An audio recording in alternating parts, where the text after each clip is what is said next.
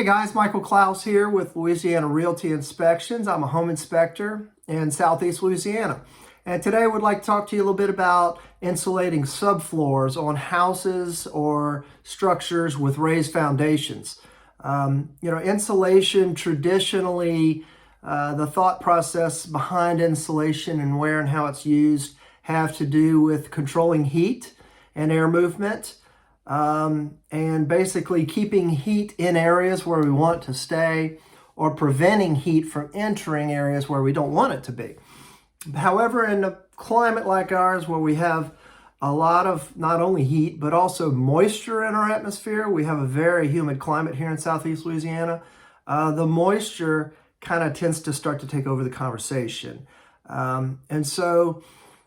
In understanding some of this, it's important to take into consideration some of the basic laws of physics. And everything really moves from high to low. For example, moisture really tends to move naturally from areas of high temperature toward areas of lower temperature. And when you think about Southeast Louisiana, for most of the year, it's hot outside, and we have our air conditioner on inside. So it's hot out there, the moisture wants to move from that hot area to the interior cooler areas. And so that moisture can come through the subfloor. Another basic concept of physics is that moisture naturally will move from areas of high concentration toward areas of lower concentration. Well, when we're running our air conditioner inside our home in the summertime in Southeast Louisiana, it's generally drier inside than it is outside. And so that moisture wants to move through the subfloor into the house where it can dry and then be discharged through our air conditioning system.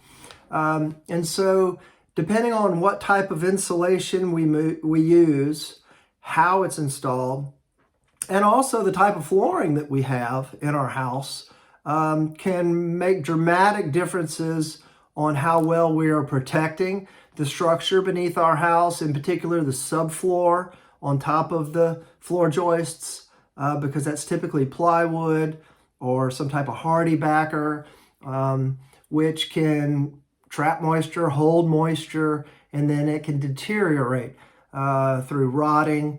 It can attract termites, mold, mildew, things like that, all stuff that we don't want in our house.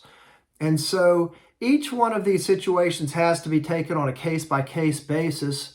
For example, if you have a house that has vinyl flooring inside and batt insulation underneath the subfloor, what you have then is basically an impermeable layer of vinyl on top and a very vapor permeable layer underneath with that batt insulation, because it does not stop the flow of moisture in the atmosphere. Whether it has craft paper facing or not, it still allows moisture through. And then that moisture can basically get trapped in that subfloor area where problems can start to happen. Versus we may have the same situation and switch to carpet. Well, now that moisture can pass through the subfloor, through the carpet, and into the inner atmosphere of the house where it can dry, and we'll have much fewer problems. Another type of insulation would be solid foam board insulating panels that have a foil facing on it. They're essentially impermeable to moisture vapor movement, and so if they're installed correctly and maintained properly, they're a very good choice for insulating subfloors in Southeast Louisiana, because you can prevent the moisture from entering the system altogether from the outside and really enjoy having a nice dry subfloor, and then you can use the flooring of your choice. Another good choice is closed cell spray foam insulation. It's very impermeable to moisture penetration through vapor, as long as there are no voids in it and it's installed correctly.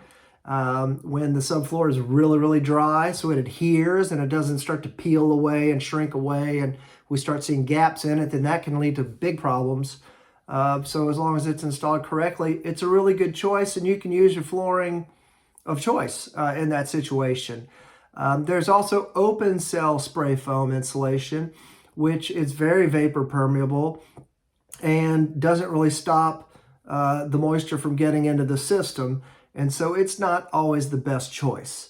So again, like I said, on a case-by-case basis, we look at all of this. As an inspector, what I'm looking for is damage. Anything that has has started to deteriorate. Now, that's what goes in my report. I'm also always going to have a conversation with my client and their agent, if they have one, about their individual specific setup, to give them my thoughts on ways they can maintain that house properly, whether it be the subfloor or any other of the components of the house, so that they can have a nice, long, enjoyable homeowner experience without any major problems. So if you guys want to talk any more about insulation and subfloors in Southeast Louisiana, because there's a huge amount of information on this and a lot more to talk about, I'd love to talk with you. You can call me. My number is 225-287-4980. And if you'd like to book an inspection on your home or your commercial property, I'd love to help. My information is available online, www.larinspections.com. Thank you so much.